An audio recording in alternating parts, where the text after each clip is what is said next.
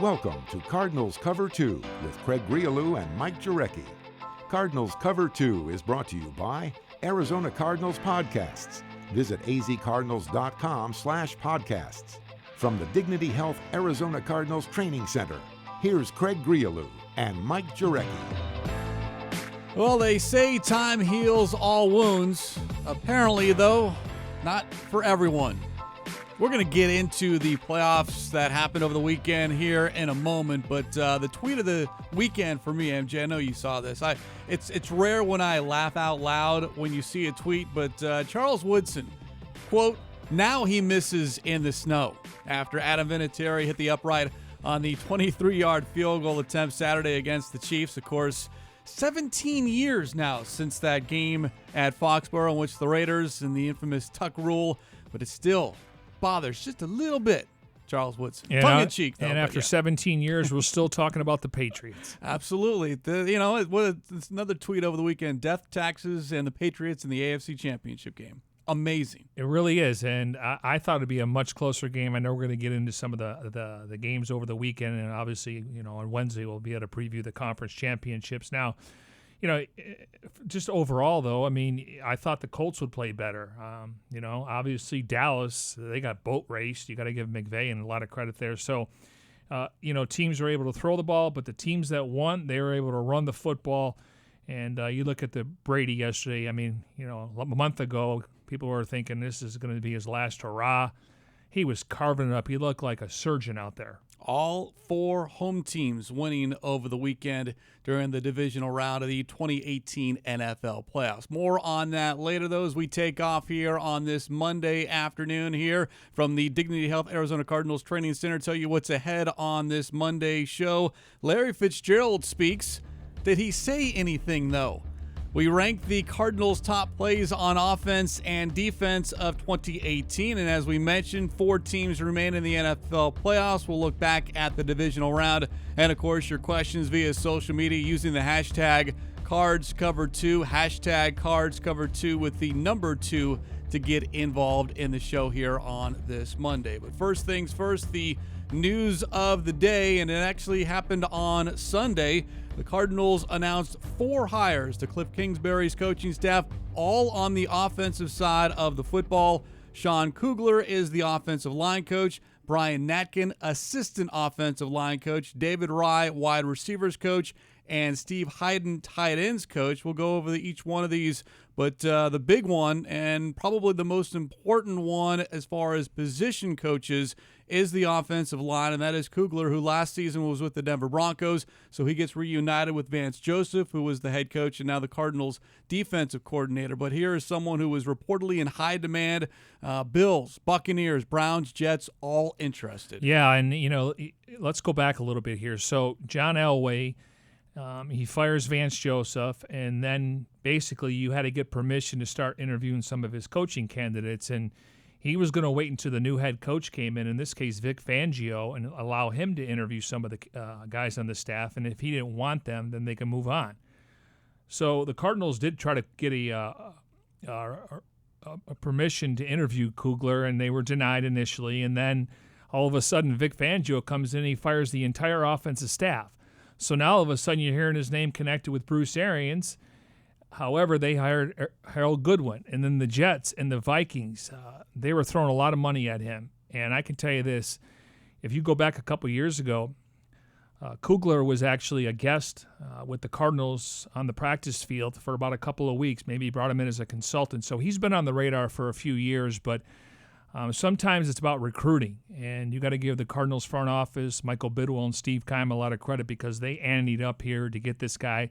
They knew besides hiring a head coach and a defensive, minded, I would say a former head coach with a defensive background in Vance Joseph. To me, this is one of the more important hirings. I mean, we could talk about different position coaches, but besides Russ Grimm, and I know maybe he's took the stance of the players a lot of time where he wouldn't criticize them in the media, but they played well for him. Don't forget, they got to the Super Bowl with Levi Brown as a right tackle and Mike Gandy as a left tackle. So they have had at least 1 or 2 good offensive line coaches here, but it's been a long time since we say this is a need, and they ID'd it. And the Cardinals, up until the 11th hour, teams are starting to outbid them a little bit, but the recruiting process, and once you get them in the building, from the standpoint of interviewing them and showing the facilities, it was a good selling point. So this to me is a really good score for the Cardinals to bring him in. He's obviously has experience. He's bounced around a little bit in the NFL. He obviously, I think he coached under Andy Reid at in college. UTEP. He was the offensive line, and Reid was his position coach. Yeah, so he's got NFL ties. Obviously, he's been around. But I think you're going to see the physicality when it comes to the offensive line. That's something we haven't been able to see, and it's all going to be hinged on protecting Josh Rosen and obviously getting David Johnson more involved in the running game and the passing game. Yeah, you mentioned it. He was around the team towards the end of 2017 after he had stepped down as UTEP head coach following 5 seasons at his alma mater. But here's someone who was with the Lions, the Bills, Steelers, all working with the offensive line. DJ Humphries tweeted his approval as far as the announcement becoming official that Kugler was going to be the Cardinals offensive line coach. So good news for the Cardinals. And, of course, we know what the Broncos did rushing the football last season with Philip Lindsay. And Kugler has a hand in that as well, as far as an undrafted rookie free agent, not only getting over 1,000 yards, but making the Pro Bowl as well. And they didn't have a great offensive line. They were shuffling that line like kind of not as bad as the Cardinals. So, I mean, that's impressive there. And curious to see what kind of blocking scheme they're going to run. They're obviously going to try to protect and get the running game going, but I just think we're going to see more of a physicality at the point of attack, and again, that's up to each man to do that. They got to win one-on-one matchups, but I think you're going to see a difference. It's going to take some time because they're going to have to learn his personality, and he's going to have to learn their personalities. Assisting Kugler on the offensive line, Brian Natkin, who was under Kugler at UTEP, former All-American tight end, and then David Rye, the wide receivers coach, spent the past 5 seasons in Green Bay. Last season as the Packers wide receivers coach. Goes back with Kingsbury to their time at Texas Tech. They worked together in 2013. So not only NFL experience, but on the college scene, familiar with Kingsbury and what he would like to do offensively. So another solid pickup for the Cardinals. Yeah, and they need another guy to come in here. I was a big Kevin Garver fan, but obviously there's opportunities for everyone involved here, and he decided that he was going to move on to Tampa. But sometimes it's good to get a new voice in there, and obviously a lot of it's going to hinge on what Larry Fitzgerald decides to do. But if Larry decides to return, it's going to calm the masses a little bit because he's the veteran guy in the room. But I do think it's good to bring somebody from the outside. Obviously has a relationship with Kingsbury, and maybe it's just time for a different voice. But I liked Kevin Garver. I thought he did a really good job. Unfortunately, some of the players didn't hold up to their end of the standard, or they didn't hold up to their end of the bargain. Yeah, all 5 seasons with the Packers, he was on the offensive side, specifically with wide receivers, though, in 2018. And then Hayden is back. This will be his 7th season with the Cardinals, 3rd different head coach.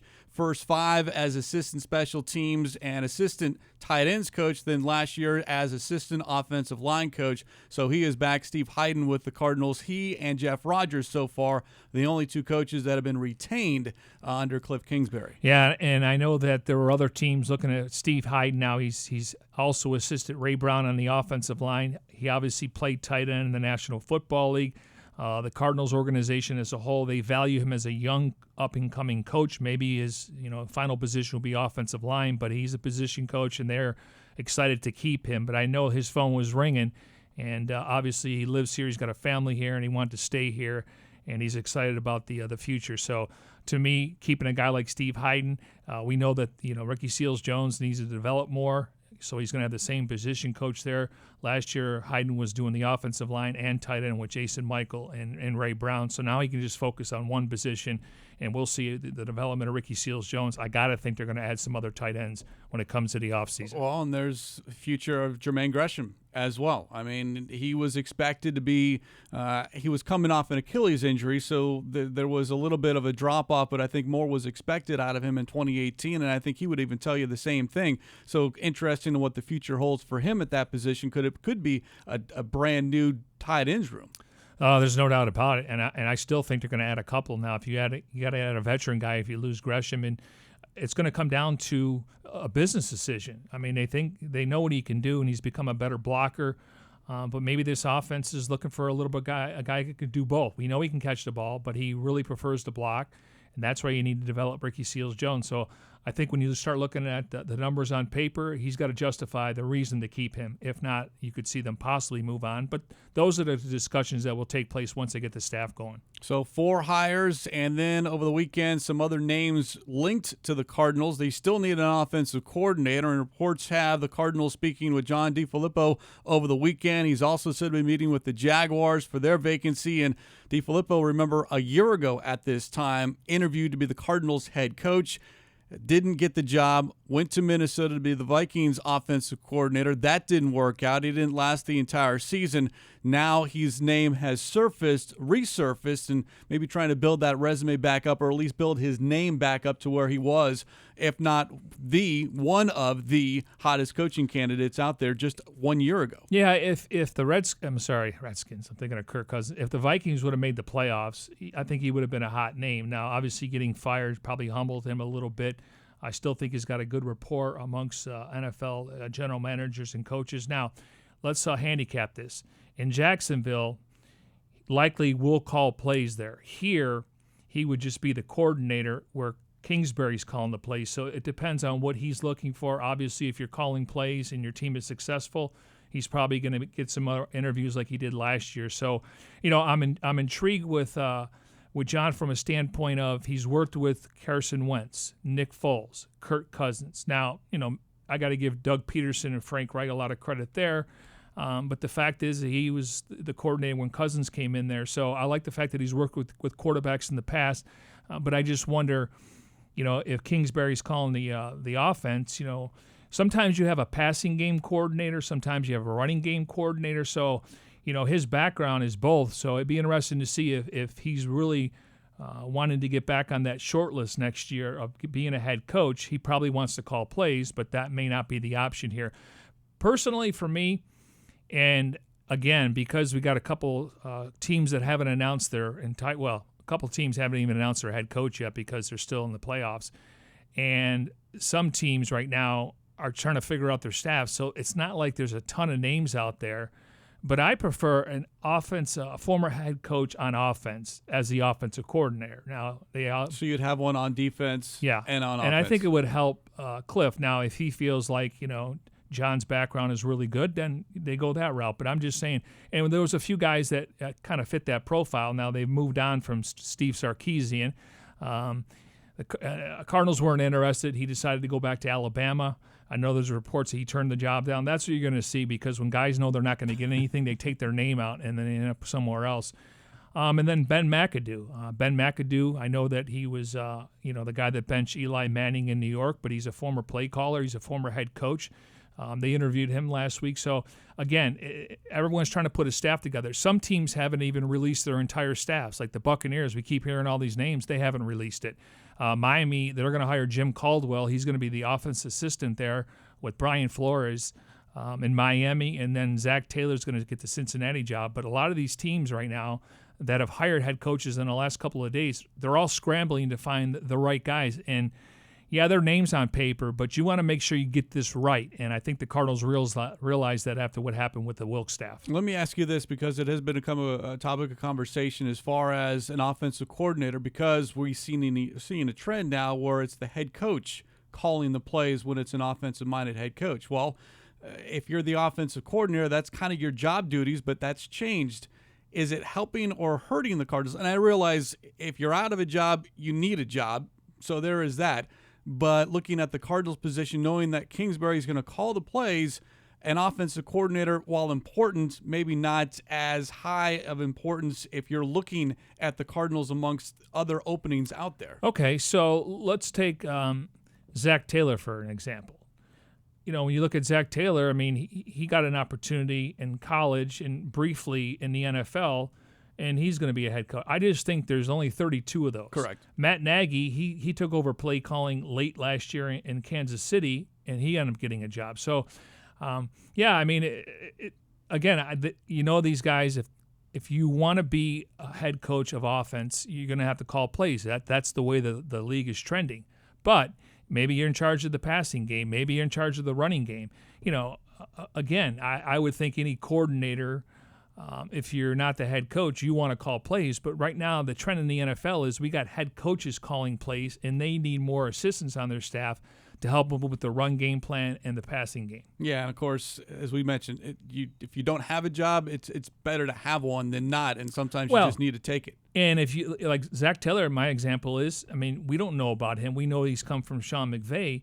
But if you're a coordinator on a team that's successful and you were able to work under Kliff Kingsbury and you show some maybe a little bit more of the RPOs and stuff like that, all of a sudden you become an intriguing name. Even though you don't call plays, DeFilippo can say, I've called plays in the past. I've called plays in college. I was the quarterback's coach in Philadelphia, and I called plays in Minnesota. Well, Matt LaFleur. One season as Great Titans point. offensive coordinator, and that wasn't a great offense, yet here he is in the NFL as a head coach. So still several openings on Kingsbury's coaching staff. Unfortunately, it will not include Stump Mitchell. It was a name we talked about on Friday that had been linked to the Cardinals as far as being the running backs coach. Mitchell, though, has been hired by the Browns, and that is a loss because it would have been great to see Mitchell back here with the Cardinals, especially knowing what he did with David Johnson a couple of years back. Speaking of the Browns, the new defensive coordinator in Cleveland is Steve Wilks. So after 1 year as Cardinals head coach, he lands on his feet in Cleveland with Freddie Kitchens, and that is going to be an interesting matchup in 2019. Cardinals and Browns, and the number of storylines on and off the field. Yeah, Ryan Lindley was the only coach that he kept from the previous staff. He was the running backs coach when Kitchens became the interim head coach, play caller. Now Ryan Lindley is going to be the quarterbacks coach, and former Cardinals tight end Jim Dre is also on that staff as a quality control coach, guys. So I'm looking forward to facing the Browns this year. Hopefully it's the home opener or maybe the Bucs on the road, but fascinating. And, Stump felt like, hey, maybe they have a better offensive line. I'm just guessing. They have Nick Chubb. Maybe they're further advanced, and based on the roster, it looks like they're ready to compete. So it'd be interesting to see how that trickles out. But they have a really good roster, and I think Steve Wilks ended up in a really good spot. They play a true 4-3 defense. I'm sure he's going to want to play a little bit of a 4-2-5. But they have the players to play a 4-3. They have the front line to play it. They have the linebackers. They have the secondary. And don't be surprised if the Browns are a top 7 defense this year. Because they have the talent, and now they got a guy that's a true 4-3 guy, and they have the talent to play that. Really happy for Kitchens to get that job in Cleveland. And did you watch his press conference today? Considering the way he's moved up the ranks just with the Cardinals alone, and then going to Cleveland and going from interim to now not even just an OC, but a full-time head coach. Yeah, he was fascinating. He usually wears that dog pound hoodie, and it's very popular according to his kids in school. They would not allow him to wear it during the press conference. Right. He did wear a hat, but he did have a hat on. But he doesn't care how he looks. He's up there. He looks like Chris Farley. He's got his gut sticking out a little bit. He's taking pictures. He doesn't even button his suit jacket up. But that's who Freddie is. He's a football coach. He's a lifer. And the fact that Bill Parcells reached out to him the night before he got the job, called him the following morning. When he was on his way to work, he talked to Nick Saban. So those are pretty good names when you go into an interview. But the fact is they reached out to him, and they're there to help him if he needs anything. But he likes the fact that the Browns really hired him out of the box. I mean, he didn't know. Based on what he did in 8 games with Baker Mayfield, he made a really good case for himself. But you could see that him and John Dorsey are on the same page. So it'll be interesting to see how that unfolds because they have a talented roster. Now they're expected to win. Yeah, wish him the best for 15 out of the 16 games in 2019.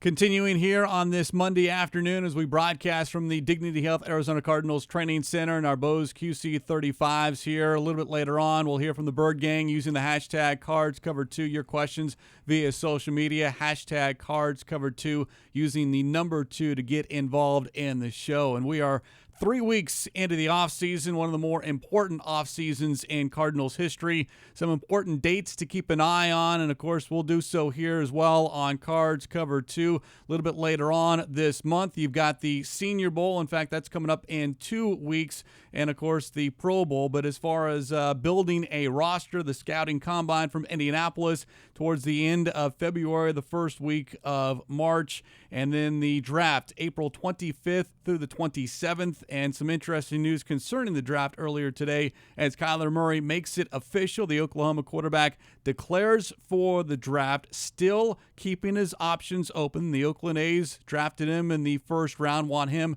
to play baseball, but certainly looks like his future right now is pointing in the direction of football. And right now, any quarterback that can make a splash or make a name for himself between now and April is just good news for the Cardinals at that number 1 pick. Yeah, it only takes one team, and I was shocked that John Dorsey took Baker Mayfield. You don't see a lot of 5'10" quarterbacks getting drafted first overall. I mean, Russell Wilson's obviously had a great career, but he was a third-round pick. Drew Brees, at the time, he would have been a first-round pick. There was only 30 teams in the league, and he was the 31st overall pick. Went to the San Diego Chargers at the time, so you don't see that. But I thought you bring in Sam Darnold, looks the part. You bring in a guy like Josh Rosen, he looks the part, and then you bring in a guy like Josh Allen. You're like, they took Baker Mayfield, and right now you got to give him credit because he's drafted Mahomes and Mayfield. But Murray, I still think Haskins could be the guy that could move up. And then we got to wait for free agency. I mean, Joe Flacco, are they going to try to trade him or will they release him? Nick Foles looks like his time in Philadelphia is up. And then you throw in Teddy Bridgewater, Tyrod Taylor. So free agency's first, but there are some teams like the Jaguars, unless they get Flacco or Nick Foles, they're going to need a quarterback. The Giants want to draft a quarterback, okay? There's other – Miami's going to probably ride and die with Ryan Tannehill. They're already preparing for the 2020 draft, tank for Tua or tank for the young man up in Oregon. So good luck to the new head coach there because it's going to be hard to sell season tickets when you're tanking for next year. Well, just keep in mind, remember, in this quarterbacks – a couple of years ago, no one had heard or even thought about Mitchell Trubisky. And that's what we need at the Combine. Yeah, and all of a sudden he gets picked out of the blue, and you got to move up to number 2 to draft Mitchell Trubisky, who back in January of that year, no one's like, he wasn't anything that people were clamoring for. So it just shows you how quickly things can change between now and April. Now, the draft, the Combine is before spring training. Correct. So I'm assuming he's going to go right now. He's going to commit to the Combine. At least interview. I'm sure if he wants to work out, we don't know about the 40 time. Maybe he'll do that as pro day. But then, next thing you know, March is right around the corner. Does he attend spring training with the A's? Yeah, that's going to be an interesting decision for him. Because the Combine is first, and I anticipate he's going there, like you said, maybe just interview, but I anticipate if he's going to be a first-round pick, you're going to have to do some stuff besides interviewing with the X amount of teams, and then before you know it, spring training is going to start for the A's. Do you keep your name, how much do you prepare physically for the NFL versus backing off and trying to do baseball? It's impossible to do both, but good dilemma for the young man. Exactly, and dilemma perhaps for teams that want that number 1 pick, which makes it even more enticing for the Cardinals as we get closer to towards the end of April. Now, not listed amongst those dates was a date for Larry Fitzgerald's announcement, and of course there won't be a specific date. Fitz will let us know whether or not he will play a 16th NFL season when he wants to. Of course, so there's no real news on that end, but when number 11 speaks, we all listen. And on Sunday, Fitz was on Sirius XM NFL radio speaking with Alex Marvez and Gil Brandt about the Cardinals and about his future. You said last year the Arizona Cardinals was the only team that you'd ever play for. Is that still the case? Yeah, I mean, I really, enjoy playing in Arizona.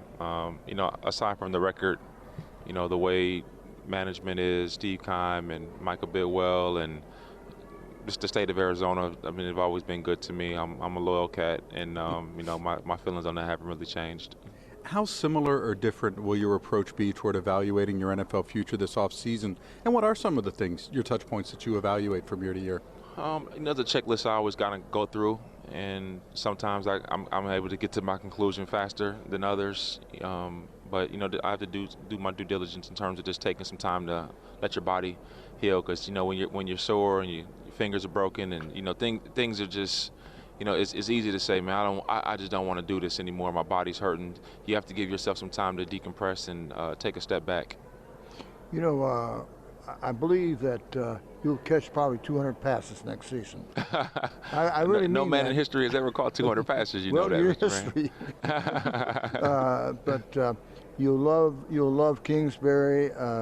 He'll love you, and I know we're going to be talking about it for many, many, many years to come.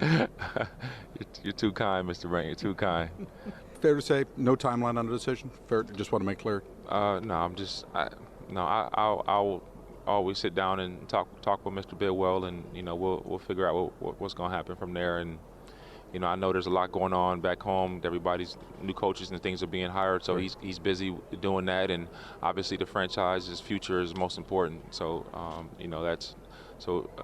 just going to take a little time until everything slows down a bit. How about Gil Brandt talking as if Fitz will play in 2019? I like that. Gil knows a lot of things, man. I think he told us about Kyle Murray, didn't he? And Kliff Kingsbury as well. That's right. He was out there speculating and putting out his 2 cents and well ahead of everyone else. So who knows? Maybe he speaks it into existence. Yeah. I don't know about the 200 catches, but Fitz was at the Walter Camp Awards. Yeah, the Walter Camp Awards. He was taking pictures, and he was there in his suit, and obviously has a relationship with Gil and obviously Alex Marvez, so that was a good score for them. But, again, nothing new to come out of there. I like the fact that he said he's a loyal cat, though. Of course, and he's made no bones about that. No, he's I know, not going to play for any other team. You normally don't hear him, I'm a loyal. Listen, he's not playing for another team. Hopefully, we're getting closer to the Open and we're getting closer to the Super Bowl. So maybe it's a scenario where we'll learn something here soon, hopefully sooner rather than later. Of course, there'll be more from Larry Fitzgerald, but remember on the press conference when Kingsbury was introduced, the topic of Larry Fitzgerald was asked. Both Michael Bidwell and Kliff Kingsbury discussed number 11. You mentioned Larry Fitzgerald. Any thoughts about wooing him to make sure he comes back? And I'll leave it to these guys who write the checks, I think. But no, like I said, what a great role model, what a great leader to have on your team, and I would be honored and love to work with him. He's a guy I've admired from afar for a long time, and I think we all hope that he'll be back. No announcements today, but I'm working on it. He's out of the country. I say this, I think I've said this every year for the last 3 years. Let's just let Larry get a little bit of time away from the game, let his body and his mind get some space from the season, and we'll see where he goes. But I'll be talking to him for sure. He's coming back. Is that breaking news? No, that's just me. No, I mean, I can't speak for him. Maybe it's wishful hope, wishful thinking. Nobody can speak for him. I mean, even his father. I mean, I'm sure he's had this conversation, but you just got to give him some time off. And I think I've said it 100 times now, he loves playing on Sundays. We know that he's going to be compensated. I don't think he wants to go out like this. I think he's intrigued what's going to happen in the next year or so. And again, everyone's wondering, well, because Kingsbury's an offensive-minded guy and Larry's going to get more targets. Listen, he's going to make his own decision. Now, what they're doing is encouraging for him, knowing that, the focus now is on the offense and getting Rosen protection and getting David Johnson involved. So it's going to open up. He is going to get a lot more targets, and they could move him around. He may not just be in a slot anymore. So I think it's enticing for him to find out what's going on, like from afar. And I'm sure he's had conversations with people in the know that, he's going to make a decision, and hopefully he makes his decision. He's coming back next year. All right, before we look back at the NFL divisional playoffs and hear from the Bird Gang, hope we have some fun here on Cards Cover 2. We were asked, among others, within the Cardinals broadcasting department to rank the Cardinals' best plays, offense and defense of 2018. Before we reveal how we voted, here are the results. Offense first.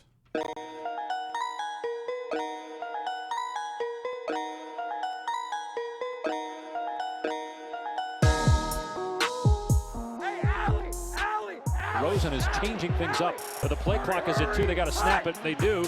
Rosen throws to the left side to Kirk. Caught at the 40. Breaks a tackle. 45, 50. Shot out of a cannon at the 40, at the 30, at the 20. 10-5 touchdown.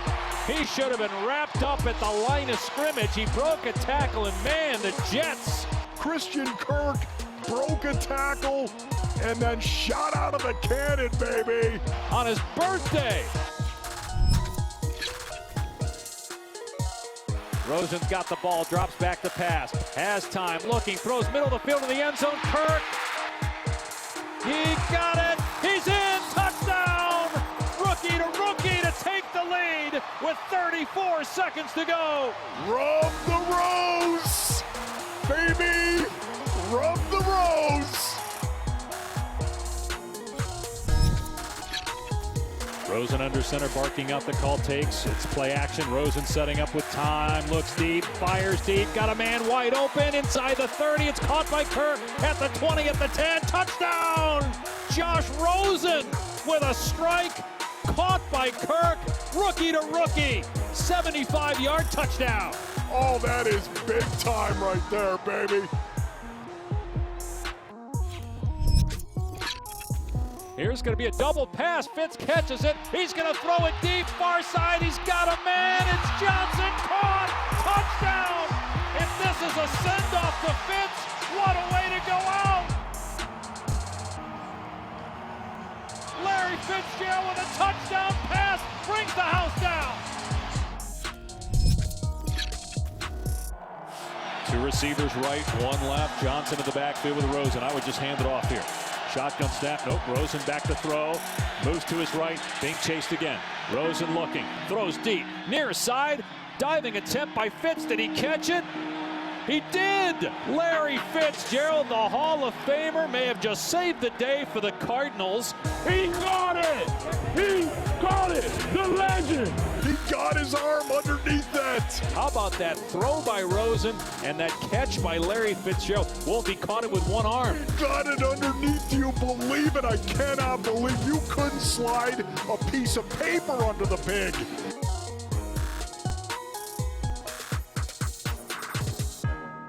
Well, the good news is I had all 5 plays, just in different order. I had 4 out of 5. What'd you miss? What do you mean what I miss? It's my thoughts. I put the David Johnson 40-yard catch in the Atlanta game. Now, I know it didn't lead to a touchdown, but that's something we need to see in the future. I think we all had the same one, number 1, right? Actually, no. I had the 75-yard touchdown catch, Christian Kirk from Josh Rosen, as my number 1. Because it was a scoring play. And that was a win. And that was a win. But I understand the degree of difficulty was probably more than that 3rd and 23. I had Larry's 3rd and 23 1, Kirk's 75-yard catch for the Niners, and then I had his 59-yard screen pass against the Raiders, David Johnson's 40-yard catch, and, of course, Fitz to David Johnson for the touchdown. The good news here is Christian Kirk in 3 of the top 5 plays that we both had, and that bodes well. And we talk about it, just how much he was missed when he went out and how much Rosen relied on him, especially at the very beginning of the season, and how much everything kind of dropped off offensively when he went to the sideline. Well, a little bit of both. A long ball, a deep ball, okay. He was able to get behind the secondary, which people question his speed coming out of the combine and maybe going into the draft. And the other one was a screen pass. So there's different ways you can get him involved, and I think he's going to excel in Kingsbury's offense. I had the touchdown catch at the 49ers, number 1. The game-winning touchdown against the 49ers, number 2. The Fitzgerald 3rd and 23, followed by Fitz to David Johnson. And then, as you mentioned, the screen pass, Christian Kirk against the the Oakland Raiders as the offense top 5 plays of 2018. The versatility of one Christian Kirk certainly bodes well for the Cardinals moving forward. All right, that's the offense. How about the top defensive plays of 2018?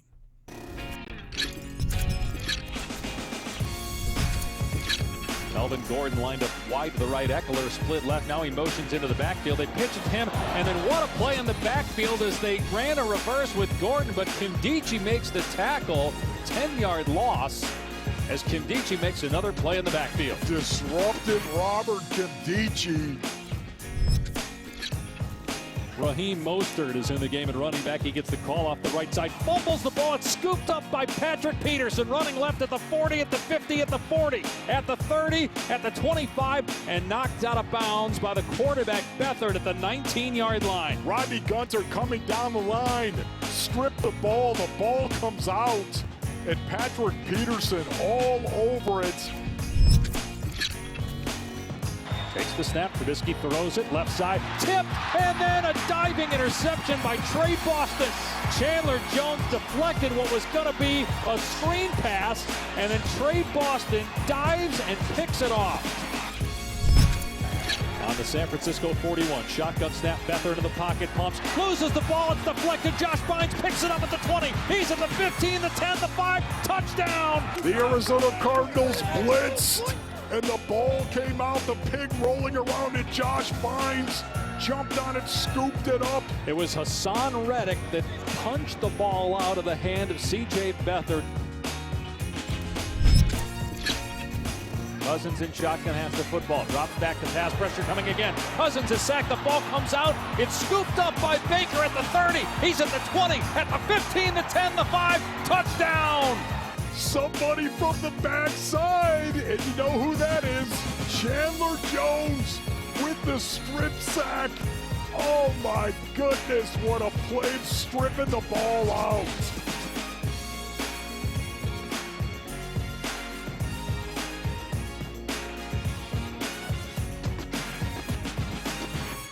Could not go wrong either way. Bynes or Budda Baker with the fumble return for a score. I actually had those flipped. I went Bynes number 1, Baker number 2 because it was in a win and it was Bynes' first career touchdown at the NFL level. I went Baker fumble return for a touchdown against the Vikings. Josh Bynes fumble return against the 49ers. Patrick Peterson's long fumble return against the 49ers.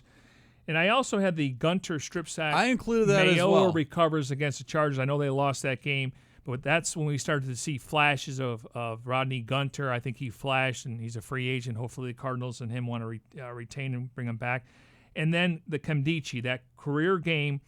And I still think Melvin Gordon suffered from that knee injury. He wore 2 knee braces in that game yesterday, so I don't want to see anybody get hurt. But Nkemdiche was disruptive. He was in the backfield. I mean, he looked like the guy that we all anticipated. So I added him number 5. Yeah, he had a tremendous first half against the Chargers, and it's just unfortunate, one, that he got hurt, but we just haven't seen that consistency out of him. He showed flashes, though. Absolutely. Now the question is, one, his health, when he'll be back on the field, and then you bring up Rodney Gunter, his future. I certainly would love to see him back with the Cardinals because I think he is certainly trying to figure it out and might have figured it out.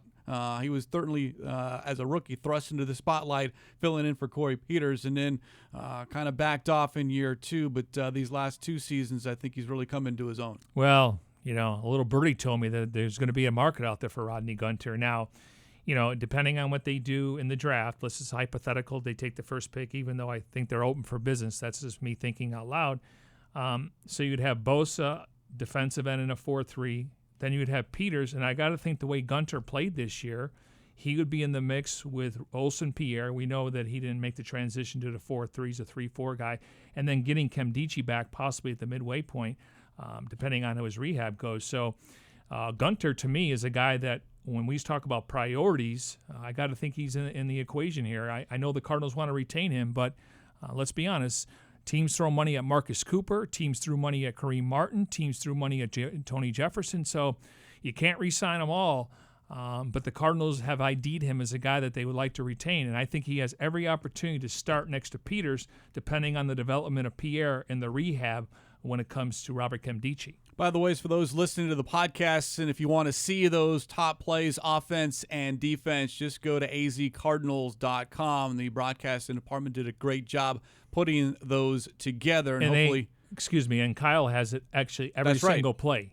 Kyle Odegaard, the director of the film room here on Cards Cover 2. And if you watch it pretty much throughout the entire season, he's an X's and O guy. He's a scheme guy. He breaks down every single play.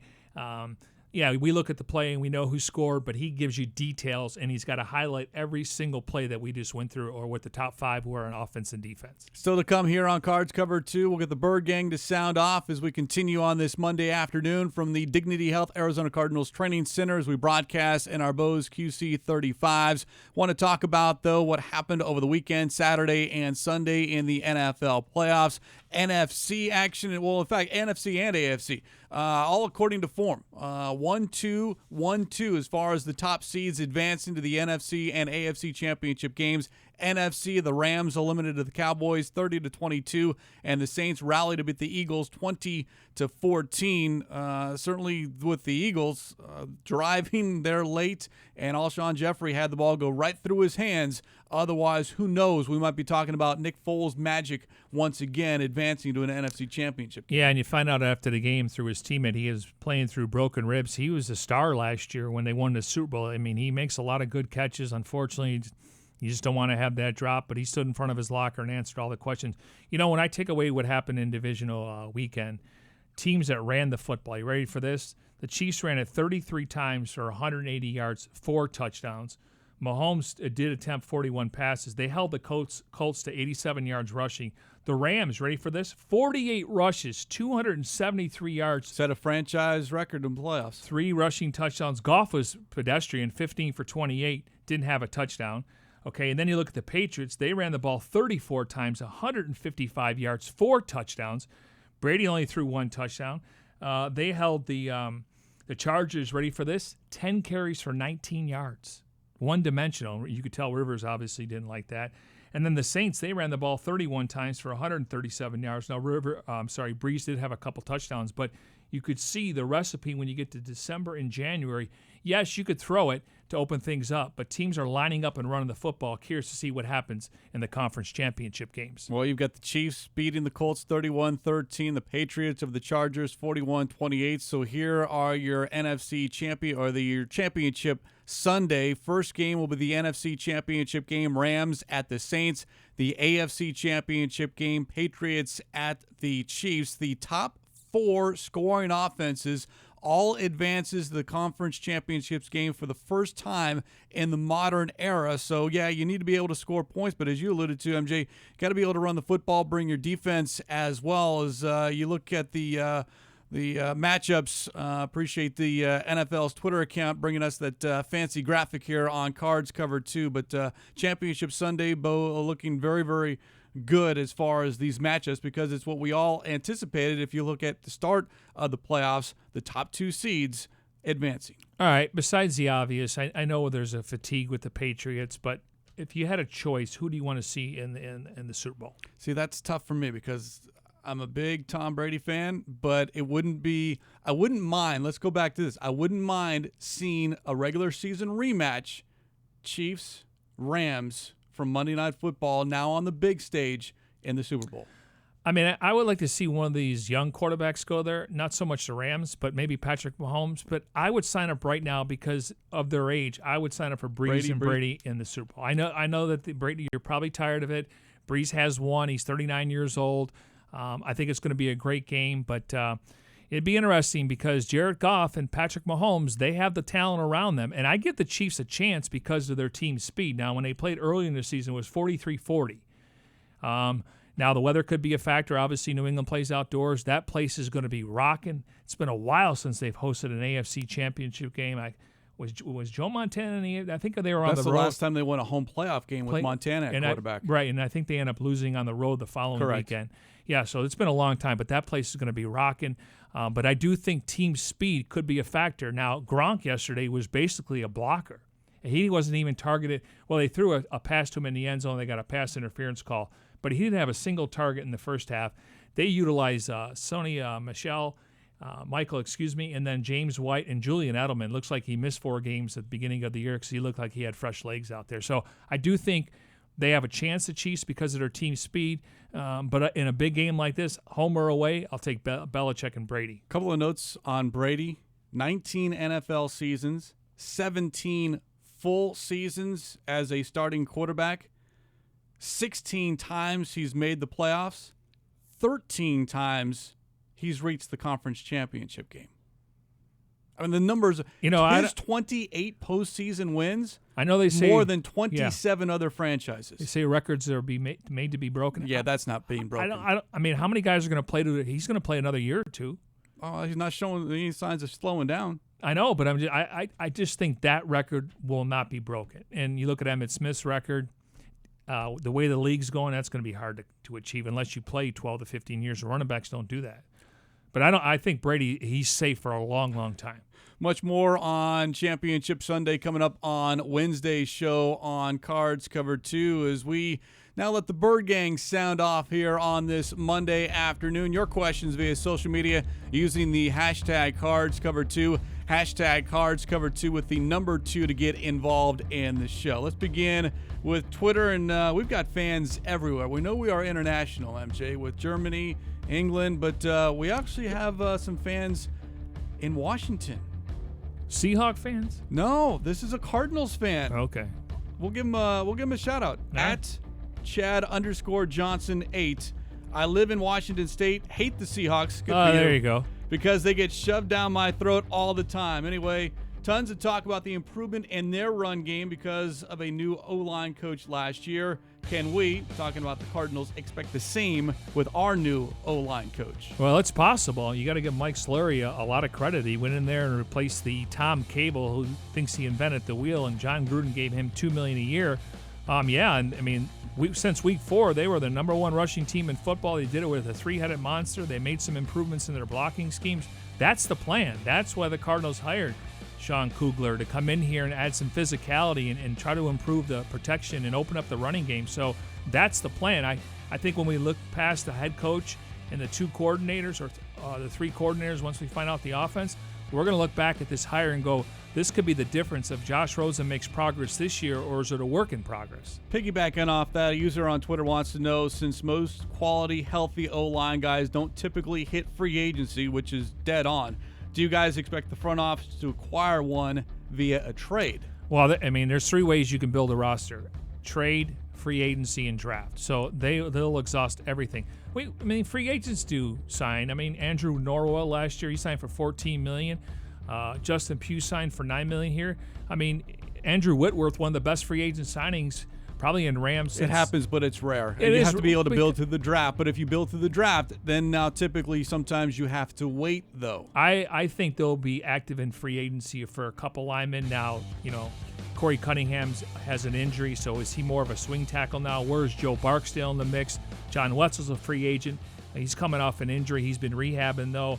A.Q. Shipley. But I do think they'll add at least 2 veteran players in free agency, and then we'll see what they do in the draft. But right now, I think left guard and right tackle are wide open if they're not able to retain Joe Barksdale. A lot of questions or insight on the offensive line coach. Got a couple of people on Twitter wants to know the best new coach hired thus far, in your opinion. Is it Kugler? Well, I want to give Vance Joseph. That was a home run to me. You hired a former head coach with a defensive background. Not saying that, Kingsbury is going to say you're the head coach of the defense, but obviously you rely on his expertise and his knowledge and his background. So I like that hire. That's exactly what I thought they would do, and they got the great guy for that. His background is being defense, and we'll see how he fills out his staff. I like the addition of Billy Davis there. So I think when you start looking at it, you got to look at the coordinators because we're going to focus on them besides the head coach. But if I had to go 1B, it's definitely the offensive line coach because he can make a difference, and we haven't seen that over the last few years. Can I go 1C? Jeff Rogers, him being retained as special teams Very true. coordinator, I think was huge just because of how that unit improved last season. Well, and you talk about it all the time. We weren't talking about Correct. the long snapper, the punters, and he was on this staff last year. So I'm talking about newcomers. Fair enough. I would go Vance Joseph and a close second, Sean Kugler. Instagram, as we continue taking your questions here on Cards Cover 2. User wants to know, how will Vance Joseph help Hassan Reddick's development? Well, I mean, his background's coaching defense. He's going to find a role from now. Hassan's going to go back inside. So he'll be inside if they were able to retain Dayon Buchanan. So it's going to be an adjustment, but, they'll have linebackers coaches like Billy Davis here. They're going to hire some secondary coaches. So, yeah, I mean, it's going to be an adjustment again because normally he put his hand in the dirt, and then last year he had to play on the outside. So, but moving him back inside next to Buck, I think it's a good tandem if they're able to retain Dayon even on a 1-year deal and bringing Marcus Golden back. So it's a work in progress, but he to me, I think he can play inside. The thing is, sometimes you got to be really good against the run, and you got to make sure you tackle because if the offensive line get to that second layer, he's kind of undersized, so he's going to have to somehow figure it out up there because we know that when Buck did that initially, it took a toll on him, and You got to be ready for that. But I think him playing on inside with his speed, maybe we'll see him play closer to the line of scrimmage, but I'm curious to see how they're going to use him too. Bertrand Berry gave us some great insight last Friday on Cards Cover 2 if you want to go back and check it out, because Berry played under Billy Davis when Davis was the coach here with the Cardinals, and similar situation with Hassan Reddick. So it's for him, because of the improvement that Reddick made from the first 4 weeks to towards the end of the season, I think the Cardinals might have found something. They've got to be excited about his development going now into year 3. Yeah, and it's one thing you can't teach is speed. And I know that Josh Bynes probably would have led this team in tackles last year, but I think on paper, maybe they look at him as a rotation guy. Now, you got to have somebody that can stop the run. Right now, he's probably in the mix, but you want to get some speed out there, and I think Reddick provides that. Last question from Instagram. User wants to know, and this has become a much debated topic and is probably not going to go anywhere anytime soon. Antonio Brown, is he on the team's radar? I haven't heard anything. I mean, obviously, anybody that's available or anybody gets released, they scout the players, they make an evaluation. I haven't heard anything. I don't know what the compensation would be. I have looked at his contract. It's a need, but, does he fit in the locker room? It's worth kicking the tires. Yeah, I mean, like I said, what's the compensation? Obviously, the Steelers have paid the majority of the contract, so, I think can he help this team? Sure, but I think that they're going to draft a wide receiver. Could be at the end of the first round if they jump back in there. I think they'll sign a wide receiver in free agency. They still have Christian Kirk. We'll know more about Larry in a couple of weeks. They're excited about Tolliver and Sherfield, but it's nice to bring in a veteran guy and then draft a couple. But again, talent-wise, yeah, he'd make the team a lot better, but he also comes with a little diva. And a lot of baggage. Yeah, I get it. He's a competitor. He's a good player. Now, he's going to be 31 years old, though. It's not like you're getting him when he's 27. That's why I give the Cowboys credit. They went out and traded a first-round pick for Amari Cooper. He's only 24 years old.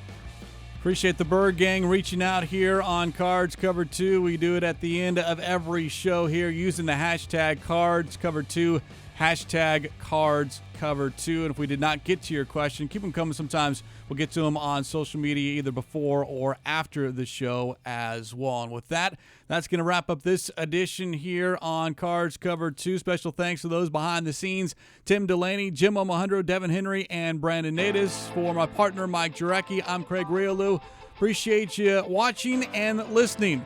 We'll talk to you again on Wednesday here on Cards Cover 2.